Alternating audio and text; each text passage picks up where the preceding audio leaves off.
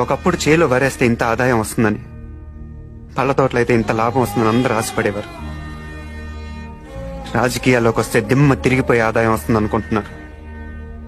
ఒకప్పుడు పోలీసులను చూస్తే సామాన్యుడికి భయం, ఇప్పుడు పొలిటికల్ లీడర్స్ని చూస్తే పోలీసులకు భయం.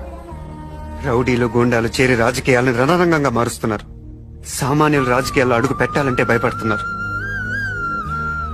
ఇలాంటి పరిస్థితుల్లో ప్రజలకు సేవలు చేయాలనుకునే విద్యార్థులు, మేధావులు, సంఘ సంస్కర్తలు ఏ ధైర్యంతో రాజకీయాల్లో అడుగు పెడతారు? ఈ దేశాన్ని ఎవరు ముందుకు నడిపేస్తారు?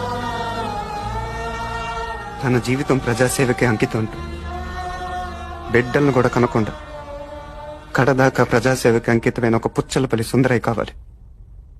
కట్టు బట్టలు తప్ప కార్లు మేడలు ఆశించిన ఒక బావిలాల గోపాలకృష్ణే కావాలి. ఈ దేశానికి 2 సార్లు ప్రధానమంత్రిగా పనిచేసిన సొంత ఇల్లు కూడా సంపాదించుకుని గుల్జారీలాల్ నందా కావాలి. శ్యామ్ ప్రసాద్ ముఖర్జీ, బిఆర్ అంబేద్కర్, లాల్ బహదూర్ శాస్త్రి, అబుల్ కలాం ఆజాద్, కామరాజ్ నాడార్, ప్రకాశం పంతులు, వీళ్ళు కావాలి. సామాన్యంగా యువతరం దారి తప్పిందంటారు. నిజానికి దారి తప్పింది రాజకీయం. దాన్ని యువతరం దారిలోకి తెచ్చుకోవడానికి చేసిన ఈ ప్రయత్నం